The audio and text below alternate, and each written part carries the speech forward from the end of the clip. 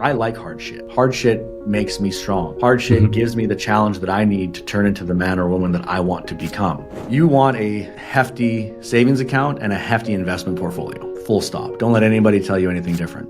In hindsight, as a younger sales guy coming up, what other advice would you give someone who's getting started? The first thing, and I think in giant bold letters,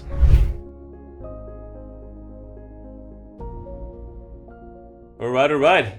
What's happening with my friend Aaron Civitarese? It's been a minute. It's great to see you again, brother. I always see you swimming and doing your SUP in Lake Lugano, wherever you are in Switzerland, and it's always inspiring to see the positivity and the energy that you bring, even through just some silly Facebook stories.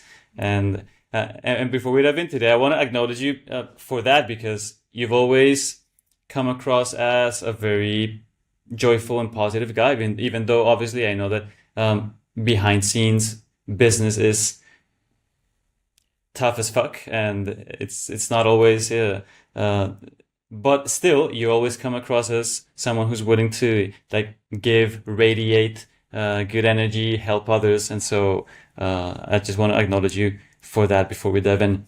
Yeah, thanks. Appreciate it, man. I mean, I want to acknowledge you too, bro. You know, similar with you. We all know in business, there's cycles, there's ups and downs, there's great days, there's bad days, there's days you want to cry all day, and there's days you want to celebrate all day. It's just part of the life. We've chosen entrepreneurship, and entrepreneurship is hard. And anyone who thinks it's easy, they should just stick to their 9 to 5, right? But at the end of the day, I'm grateful for the hardships. I'm grateful for the challenges. And I chose this lifestyle. I chose to work remotely on the online space where it's very volatile, because at the end of the day, I can spend time with my wife. We were just supping, like you say, literally an hour ago. It's why I'm kind of sunburnt, right? My wife and I were out supping. She's pregnant. We're like out there going for it. I'm taking pictures of her and stuff and sending them to her family, and we're having fun. And then half an hour later, I'm here talking to you. And then today I've got 5 or 6 calls on our new offer I'm testing, and then a couple meetings. It's a great day. So super grateful, and happy you reached out to jump on a podcast too, man. It's nice to see you. Yeah, 100%.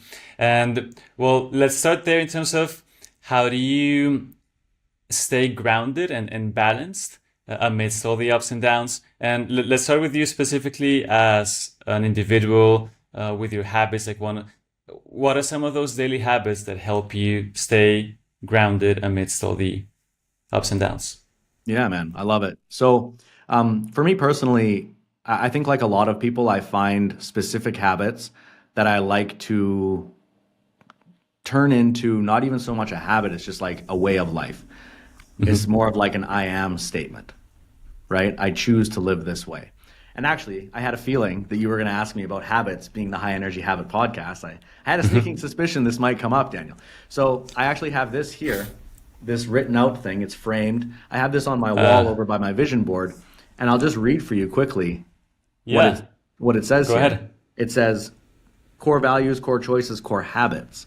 And I have those all dialed in for myself and a couple affirmations that I have here. Nice. But my core habits, daily lenses and affirmations.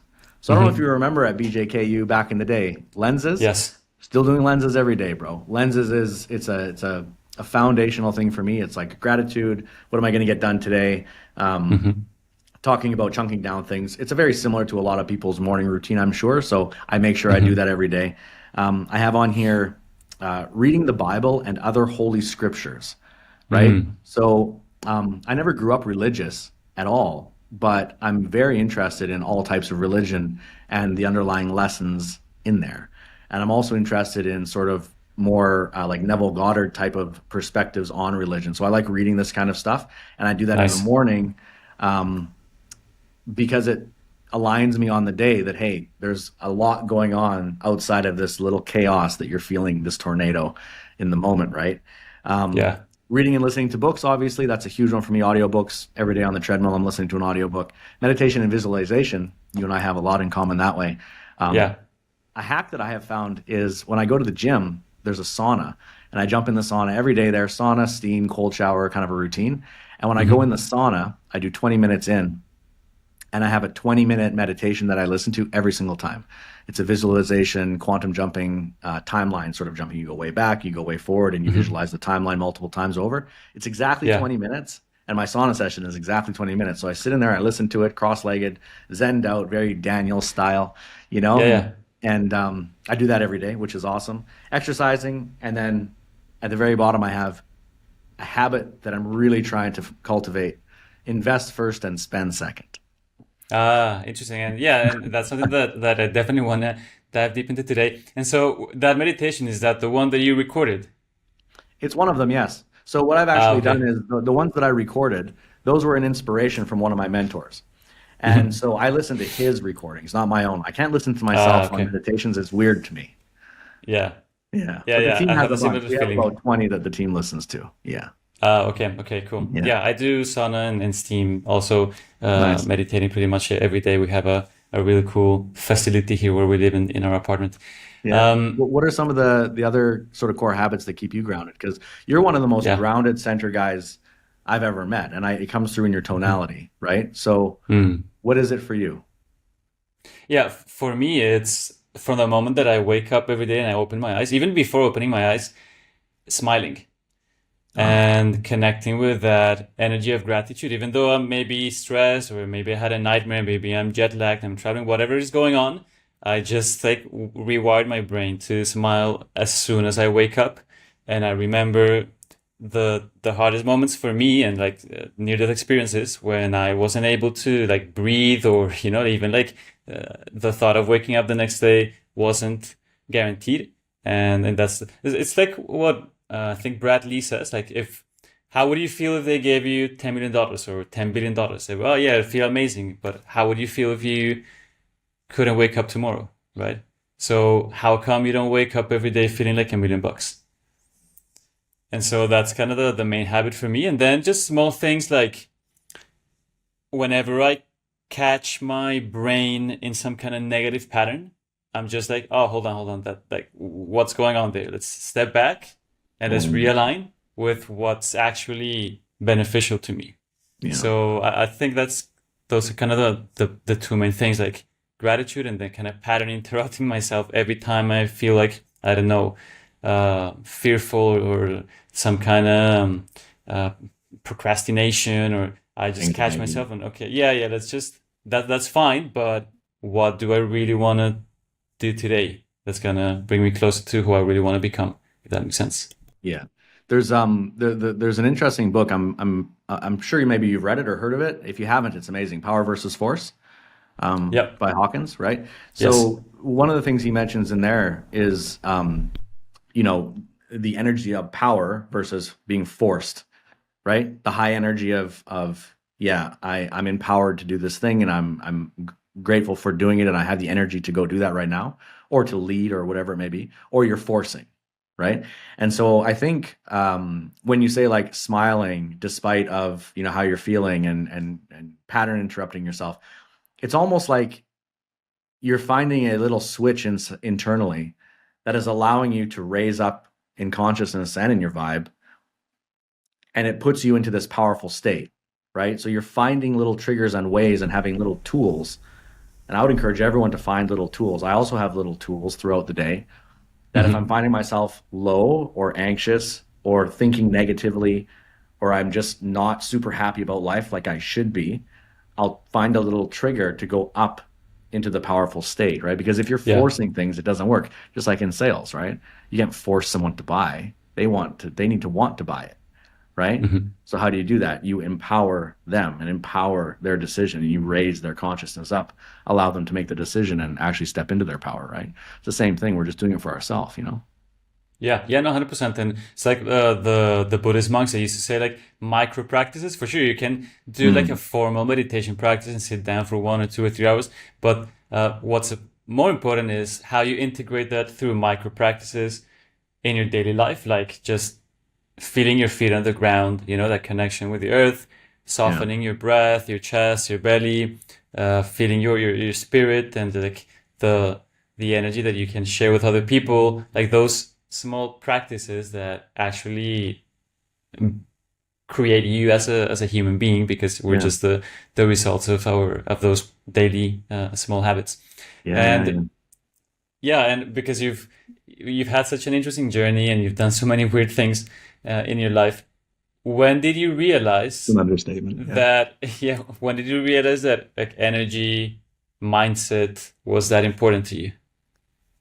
Um, I think there's sort of two times in life when I realized this. The first time was after I graduated from my master's in Switzerland for hotelier management, right? So international hospitality stuff.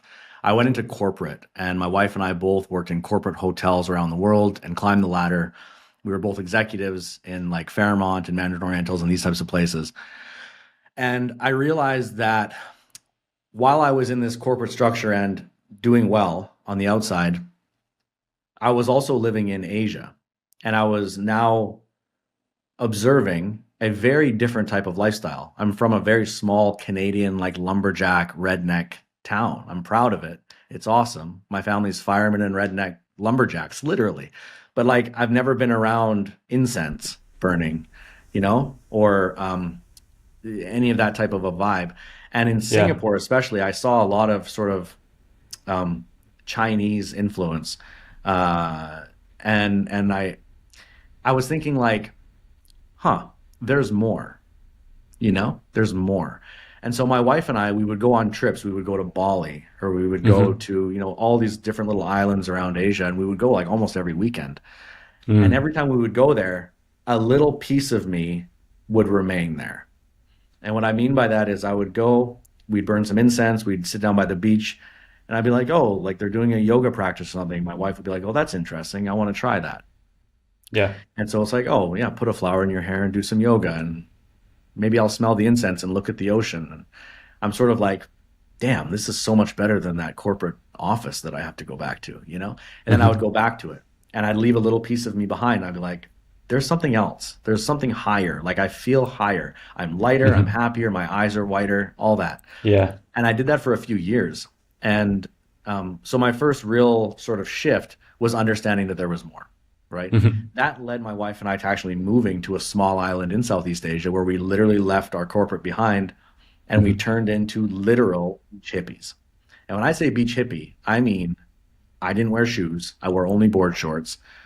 All we did was enjoy the sunshine, meditate, do yoga, swim, Drink um, coconut. drink coconuts, Mhm. fast, and just hang out with those types of people strictly. And it was very, very cool. And we did that for a very long time, like almost a decade. During that time, I realized, wow, this is super empowering. And I can actually feel myself and who I truly am. But I also had a desire and a pull for more. So just like you, when you're networking or you're talking to people, you're going to events, you're shaking hands, you're raising up in the social echelon of life. I Hmm. had this pull like, you know what, I can't really do that from here, but I Mm. want to, but I want to remain this version of me. So I now want to combine the enthusiasm for success where I was corporate sort of minded with this version of me who rocks beats and like enjoys the slower moments of life. Hmm. And so that second moment was I can combine those two things if I'm working for myself and I can do it on my own time, my own schedule, my own office, my own terms from home. I can still be that grounded version of me, but I can chase my dreams and aspirations to impact millions of lives, make millions of dollars, set my family up for the best lifestyle they could ever dream of, all at the same time. Right. So there's those two sort of moments, and I'm sure I'll have some more in the future. Yeah. Yeah. No, 100%. And it's interesting because sometimes people, and even myself, we think that it's either or, right? It's either you're like living this spiritual life on the beach, or you're just like making a ton of money. And Yeah. it's clearly, well, a limiting belief. And part of the abundance mindset is the fact that you can have both, right? And so, how do you integrate those two worlds right now? Let's say in your day to day, as you are smashing the phones, talking to people, talking to clients, investors, team members. How do you integrate both? Yeah, that's a good question. And that is really the secret sauce that I think a lot of people are searching for. You and I both know when you're chatting with, especially consumer-based prospects, you understand that their biggest pain and goal in life ever is I want time with my family and I want to make money at the same time. And it's quite interesting that that's what we end up doing in our industry. How you're integrating them both for me, I am very intentional about it. I'm very intentional. So an example, I'll just use my daily activity. So living here in Switzerland, I don't really switch on for my work day. So talking to the team, having our executive meetings, doing interviews, that kind of stuff, making some phone calls if we have a new offer I'm testing, right? Coaching the team, call reviews, all of that stuff. I don't typically start that until after lunch because I'm in Europe and most of the team is on like North American time, right? So my morning, say I start at 7 in the morning or whatever, it'll be like, get up, go for a run, have some water, have some coffee, ice my shins because they hurt from running, go for a stand-up paddleboard with my wife, do some meditating, do some reading, maybe go for a walk, go downtown, go shopping. Like I have this entire sort of vacation lifestyle that is my morning. And that is like, it's sacred and I don't have any work on my mind. And the way that I do that is by literally not opening my phone. So when I end my night, usually around midnight, our time here, I'll do my end of day sort of processes, my reports and all the stuff I do. I'll sign off with the team. I'll give everyone a high five, hold a couple people accountable, and that's it. I won't see you again tomorrow until noon my time, but hey, guess what? No one's awake yet. So I'm still early, right? So that's how I do it. And then when I'm working, so now it's in the afternoon and I'll be here in my office for the next few hours. I'll take some calls on my deck because I like to look around. But my wife knows, and I make it very clear, like this is work time now. And so I'm here, I'm locked in, I'm sort of in the lab, and they're very separated that way.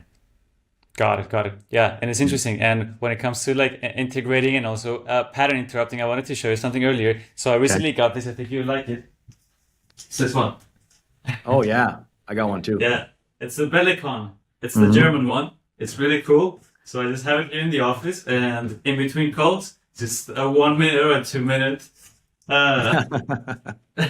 rebutting. That's perfect. I love it, man. Yeah. So yeah, those are so good. Small things to keep the energy up. Gets the lymph system going, Yeah, 100%. Yeah. And Yeah, I just love those. repeating your goals, listening to good music. Yeah, it's super fun. And you mentioned something as well in terms of getting into the habit of investing more and spending less, which is not the rule, especially with salespeople. It's quite the opposite. And so how do you invest now? Yeah. So the thing with investing first and spending second, as salespeople, if anyone's watching this, as you're a sales guy, there's a high chance you are, right? You want a hefty savings account and a hefty investment portfolio. Full stop. Don't let anybody tell you anything different. You need that. And the reason is because you want to sell from a place of abundance. You want to sell from a place where you are comfortable and you know you're sorted. Even though, yes, you do have the skill to create massive amounts of money fast, sure, right? You can pick up the phone. Daniel, you and I could easily pick up the phone next month if we wanted to put our head down and make 20 grand. You could do it. You have the skill to do it. It's not a problem. That being said, when you're in sales and you're in a company or you're in multiple offers, however it's running, you're going to go through personal cycles. Even if the company is scaling and going huge, you personally are going to have cycles. We obviously have ways to mitigate cycles and coach people through them and out of them and all that kind of stuff. But this is the underlying root why you need to invest first and spend second so that you can sell and live from a place of abundance. So it's interesting you say that because we actually, I went through a phase in my life where I went from, living on a beach, making very little money.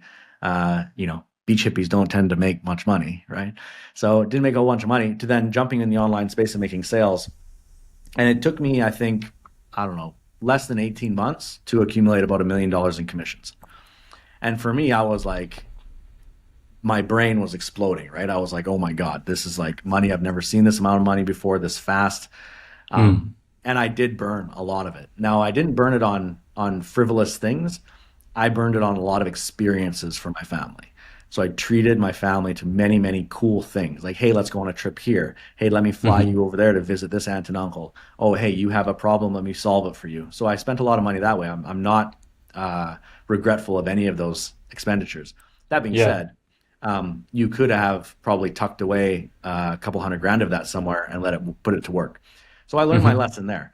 Now, moving forward, our team, they come to visit me here in Lugano and stuff, and we literally have a day where we talk about investing, and we talk about where we're investing, what we're investing in, who our networks are, and what we do. And for me personally, keeping it very simple. So Number one, having a all-weather account in a stock portfolio. So if you're following Ray Dalio's all-weather account Yeah. strategy, that's what we Yeah. do, right? So Nice. Bashar, myself, our whole team, we all have a portfolio that looks like that, and it's great. Beautiful. Yeah, so it's doing, between 8 and 10 roughly Yeah. percent a year, which is fine. Cool. Leave it there Yeah. forever, not a problem. You can take loans against it. It's stable. Great. Here in Switzerland, obviously gold is a pretty cool thing around here. So you can Yes. hike up in the mountains and get yourself a vault behind some cliff, right? When you become very wealthy. But until then, you can just go to the banks here, the local banks, Raiffeisen, UPS, and you can just buy gold bars. So you can go buy some gold bars there, leave them with them, or bring them home, put them over here in your bookshelf where nobody knows they are, except everybody who's watching this now. So some gold, right? Yeah. I love crypto, so I do invest in crypto. I haven't invested in it lately because I did it quite heavily back in the day when it was very low. So I have a pretty substantial amount just growing and sitting there.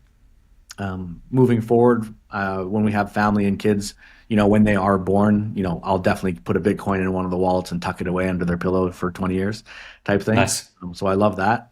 I've already got that set up on cold storage. I'll just give it to them whenever they come around.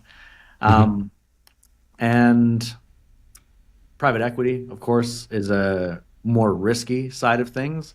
I have a few private equities, nothing crazy. The largest and most substantial private equity investment that I have right now is with School with Sam Ovens. So Yeah. I was fortunate enough to be part of that first round, friends and family, and Nice. I pushed in multiple six figures into there.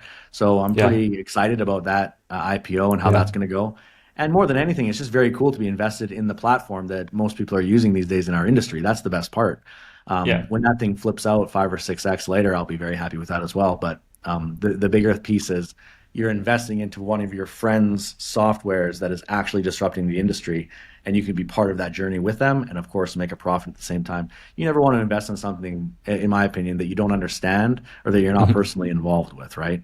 So, Yeah. if you have an iPhone, invest in Apple. You drive a Tesla, invest in Tesla. Like that's sort of how I think. Yeah, yeah, no, 100%. And I have a similar portfolio, and it's interesting because most salespeople, even me, like a few years ago when I first started in the online space, I was just spending so much on unnecessary things. And again, no regrets. That's how we learn. But still, I see most salespeople don't even have a stock portfolio. Why do you think that is? Is it just ignorance? Is it something else? Or I think it depends on which salespeople you're talking about, right? So if we're talking about internet info space, sort of biz op or high ticket closer space, yeah, I would say ignorance, because I'd say 95% of the people who came into this industry don't have a entrepreneurial or business background, right? They were someone who wanted to make money online. They probably tried a bunch of different things and they stuck with sales because it made money. They can pick up the skill. It's not hard to do. Sales is not hard. It's an energy game. So people can make great money at it with relatively low skill, in my opinion. And I think it's not like a super sophisticated person that needs to become a high ticket closer. And that sounds kind of maybe bad, but it's true in my opinion. So if you're saying salespeople don't have investments, it depends who you're talking about. So I'll give you an example. yeah, for sure. I was at Mar-a-Lago a couple weeks ago, right? At Trump's Yeah, I was place. gonna ask you about it. Yeah, at Pavat David's sales leadership summit. It was awesome. I think one of your teammates was there, the guy with the mustache. Yeah, Joey. Yeah, Joey, pretty okay. cool guy. Yeah. I actually saw him. I saw a dude with a crazy mustache. I never talked to him or anything. When I saw the picture of you with him, I was like, I actually recognize that mustache. I think I saw that guy. Yeah, Yeah. it's a really cool dude. So it was very cool. I bought the VIP package, so I got to stay on the property and go to the dinners and stuff with Pat and get to know him and stuff.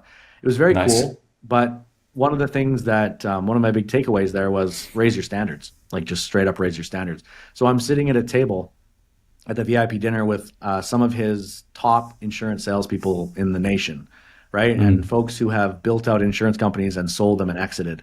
And it's like, yeah, my exit was 400 million. My exit was 200 million. Our run rate right now is about, 50 mil or so right now. Oh, we're at about 100 mil, this, that, and the other thing. Okay, cool.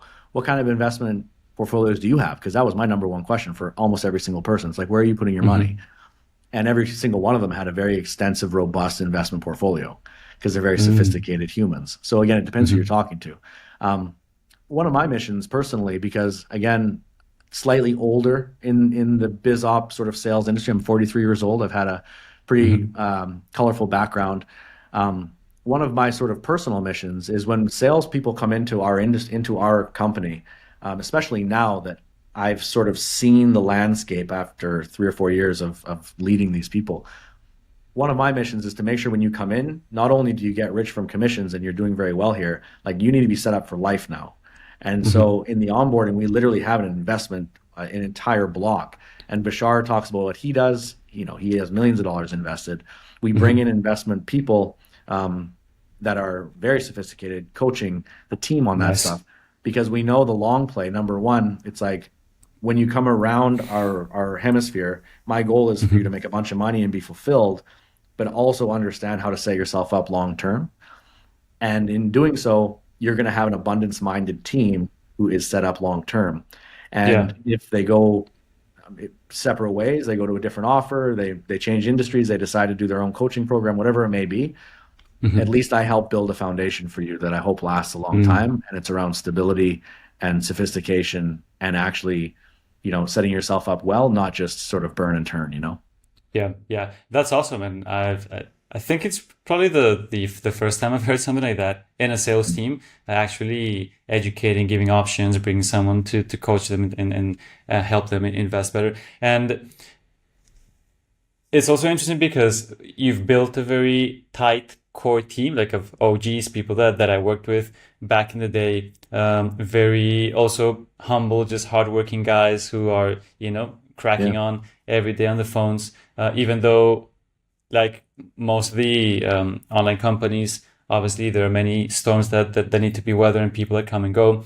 So besides, for instance, helping them with their investments and helping them set themselves up long term, what else do you feel helps build that like core team that just weathers the inevitable storms? I think there's like a there's an energy that the leadership needs to bring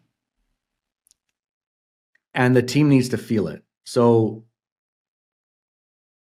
a good saying is that love is a verb. It sounds cheesy, but it's true. Love is a verb. It takes action to actually resonate love and to put it out and to get it back from people. It's a verb. It Hmm. takes activity. Yeah. And so I feel like for people to have longevity and actually want to work around other people, they need to feel the love. And Hmm. so as a leader, like there's love languages per se for salespeople, especially, right? Yeah. Some of the love languages that I've recognized over time is, instead of empowering people, saying like you are powerful, and I'm going to open a space for you here to, show us what you got. You Hmm. know how it was when you were working here, right? It's like I'm the last person who's going to be like, don't do that. It's more like, dude, do whatever you want to do, and we'll see how it works out, right? Yeah. So 100%. the energy is, I need you to show up as your best self for yourself Hmm. first. And so if we're talking about habits and values, which we do a ton of work around values, and Hmm. the person's living their best life that way, then they can come to work and they're like, oh, this is actually where I get my energy versus having to go elsewhere to get energy, right? You see a lot of people, it's like, oh, I'm done work. I'm going to go like recharge for the weekend at a spa or whatever. That's great. I love spas Hmm. too. But it's like, that shouldn't be the recharge. Recharge should be when you're around your team. Hmm. I should be your charge. If I'm not your charge, there's Mm. a problem here, right? You should be charging me. I should be charging you. We should be giving each Yeah. other power right now. So there's a few things to do that for as a leader. So it's like making sure people understand that you want them to be their best for themselves, giving recognition, right? Hmm. Praise. So there's different types of praise, right? There's private praise, one-on-one Hmm. type stuff. There's public praise, which is very powerful. And I think the most powerful is behind the back praise. So, imagine how good it feels when Mm. it's like, um, have you seen how so and so did XYZ the other day? That was amazing. Man, he's really doing well these days with his kids and his family. Like, I love what he's doing over there. And then that Yeah. guy goes and tells him, man, Aaron was saying that he's really impressed with the way you're handling your divorce, for example, right? And that guy hears that through a third party. To me, that's the most powerful praise there can be. And it Yeah. also is providing space for other people to talk positively behind each other's back. And it creates this culture of, helping each other rather than hurting. Yeah. Um, I think if people have like clear direction, so very clear goals, precise, Hmm. measurable. If you're casting a wide vision that they can fit their vision inside of, right? So the CEO has to have a vision that me as an executive director can fit my vision in. And me as the leader of the sales department, okay, there's managers and leaders and then team. It's like my vision has to be big enough for you to fit your vision inside. And if it's not, then there's nowhere for people to go, right? Um, Obviously connecting people to their why. So we do a ton of Hmm. work around that. Our whole team knows what everyone's goals are. We literally have Hmm. slideshows and stuff about them. It's like I Yeah. know his goals, I know what his wife wants, I know everything about everybody, and everybody knows everything about everybody. And that way it's like, hey bro, you had a hat trick today. Like Raul had a hat trick Hmm. 2 or 3 days ago. It's like, hey bro, you had a hat trick today. And you can see in the comments, you'll see setters and admin and people coming underneath talking about his big why. It's like, oh dude, that's like almost 3K in commission. That's really going to help you do ABC. Hmm. And it's like, boom, that's the energy right there. Obviously, inclusion, right? Feeling involved in things. So it's like, hey guys, I need your help. I have this problem I'm trying to solve. I have this, and this. Who can help me? Who wants to step up? Because people really want to feel included, and it gives you a sense of worthiness or something internally. It's like I helped the mission, right? Yeah. Challenging and accountability. Hmm. I mean, those are some of the bigger things that I found um, builds the core energy that the team needs from the leader so that the people are happy to stay and that the people are happy to contribute and they're happy to give to the people around them, which is that energy cycle I keep talking about. Yeah. Well, that's a mini workshop and a class on leadership right there. Several really good golden nuggets. Inclusion, recognition. I remember back in the day, I was the executive team and the CEO. There was very generous and in terms of rewarding the top producers and getting together in person and all that. Good times. What would you say to like a young sales leader, for instance, who's up and coming, starting to lead people, uh, starting to build a whole team of setters and closers, or I guess talking to yourself in hindsight as a younger sales guy coming up, what other advice would you give someone who's getting started? Yeah. The first thing, and I think in giant bold letters, is that it's hard. It's hard. People that you see in the industry that are making 10, 20, 30, 50, 100K a month in sales, they didn't get there because it's easy. And if it was easy, everybody would be there, right? And Hmm. it's even harder to lead a team, right? It's very hard. So if you're the type of person like me or like Daniel, and you're thinking to yourself, I like hard shit. Hard shit makes me strong. Hard shit Hmm. gives me the challenge that I need to turn into the man or woman that I want to become, right? I'm becoming the best version of myself through pain and adversity. If you have that frame, you will love sales because it's going to be super hard. You're going to learn a ton. It's going to challenge you. It's going to be one of the hardest things you'll ever do in your life, in my opinion. Now, I know earlier I said sales is easy. What I mean there is the scripting and the all the stuff like the actual like the play-by-play of sales is easy. Make a Hmm. phone call, connect with someone, make them an offer, help them step out of their way and take some money. Hmm. That's easy. Yeah. What's hard is being consistent, and this is where most people fall off. They have a hard month or a hard week, they get down on themselves, they start losing their habits and they quit or they start offer hopping thinking the grass is greener when in reality all companies are going through cycles all the time. So you're better to Yeah. stick and ascend and grow and turn into a leader. So the first thing is sales is hard. The second thing, um, and this might not be true out of the gate for a lot of people, but money takes time. You will hear some people that's like, yeah, I just started sales and I've already made 10K my first, second month. It does happen for sure. Hmm. But what I'm saying is more like the longer, more predictable money, it takes time. When you can get yourself in a position for overrides or, reoccurring MRR type stuff, if you can get yourself in that type of position, it takes time. You have to negotiate your way there. You need to earn your way there. You need to rise up as a leader. And creating that sort of different streams of income from one role, it will take time. So the bigger money takes time. And you have to be patient, but you have to be persistent, right? So you have to push hard, but you have to also be patient, knowing it's going to take a minute to get there. You're going to have sleepless nights, right? And you're going to have nights where you feel unworthy. You're going to have that feeling of like, am I good enough? Am I a failure? You're going to have days where you had someone that you could have closed or enrolled and you couldn't do it because you just couldn't get them over the line. Something happened. And you're going to feel really bad about it. You're going to feel really bad. You're going to be like, fuck that person, man. If they could get into this program, they could make that extra $2,000 a month that could allow them to be with their kids, and they're not getting in there now because of me. And you're going to have moments like that where you like are down on yourself because you're not helping, because you're going to blame yourself for your skill level. I would argue it's not your skill, it's your energy. I guess the last piece would be in line with this podcast. It's 100% you. Like, it's your habits, it's your lifestyle, it's who you are as a person. Are you always self-developing? Are you living a holistic lifestyle? Are you implementing different pillars in your life, health, wealth, spirituality, all that? Are you implementing these in your life and being consistent? And then are you transferring this into your sales job? Because if you are, you'll have immense success. The sky's the limit. People will want to be around you. You'll be a leader. People will throw money at you on the phone. It's like people just want to be around high vibe people. And so if you become a high vibe person, you'll do well. If you are always down on yourself, if you're very negative, if you're not doing the inner work, you'll struggle. And I would argue you struggle in life in general, but in sales even more, because I think it's the only role in a company where you really have to be switched on 24/7. An accountant can be depressed and still crunch numbers, right? A marketer can still put together some copywriting. It won't be as good, but they can still put it together, maybe.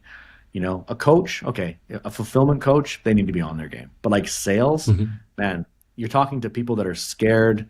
They've never invested in themselves before, or maybe it's a B2B and it's a massive, like it's a $500,000 contract and you're working on it for 3 months.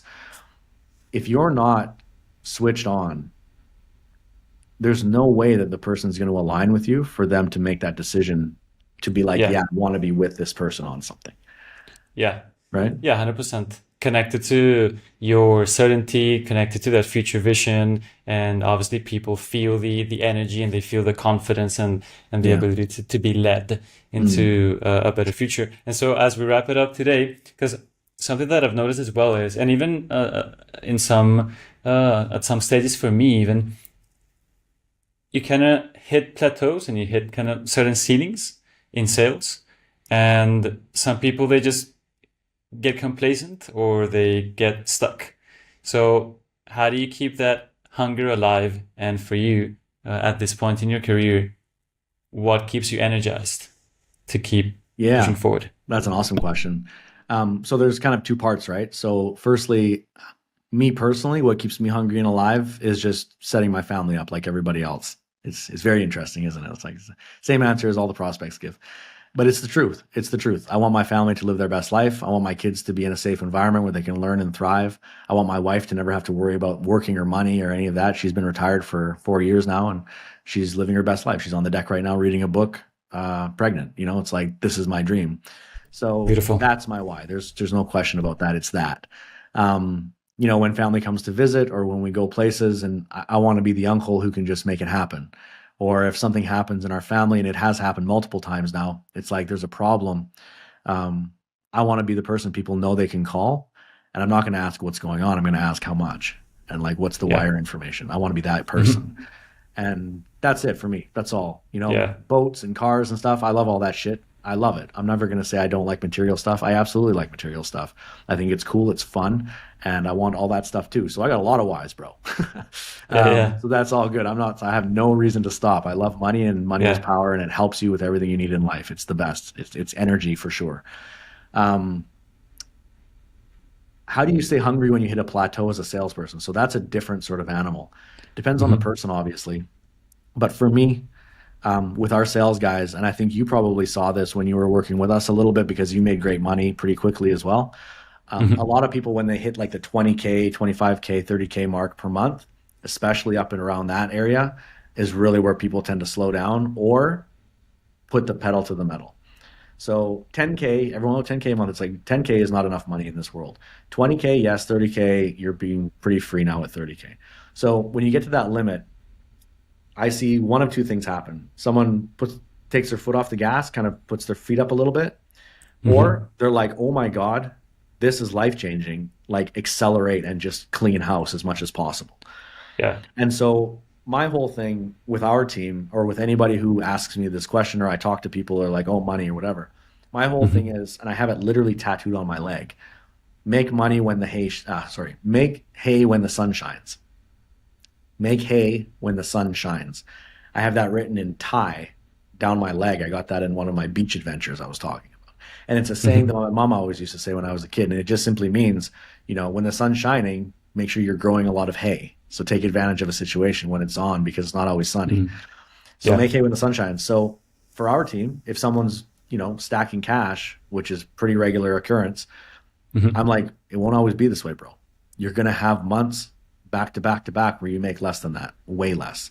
And what happens Yeah. in that month if your family goes through something? What if your something gets sick? What if this? What if that? So it's a combination of take advantage and always have this healthy paranoia behind you, which sounds a bit dark, but it's that. It's like the future is looking great. We're doing awesome. Let's keep doing that and stacking it up and doing well and impacting. But healthy paranoia, dude, shit can go down. So Yeah. prepare yourself. And if you have those two things combined with your why in the middle, I don't think there's any reason to stop. Yeah, I love that. Yeah, that's a powerful vehicle and a good gear to basically keep pushing. Yeah. Because there's so much, like as you say, it's something that I love about you is your imagination, your creativity, and there's just so much cool stuff that we can do. Especially when you've also traveled and you've seen different things, you've talked to different people, different cultures, like you realize actually just I don't know shit, and there's just so much Yeah. cool things to do and to create, and it's just we're just getting started. So I love it, man. Again, I appreciate you coming on, and super excited for you and your family, and all the new surprises that are coming around the corner. So I'm look forward to seeing your family growing as well, and looking forward to visiting you. Because I know that we travel often, so it'll be cool to pay you a visit. But yeah, man. You're welcome to come sit by the lake and have a barbecue any day of the week, man. We're here for you. It's been a Nice, pleasure. beautiful, man. Ciao, ciao. Ciao.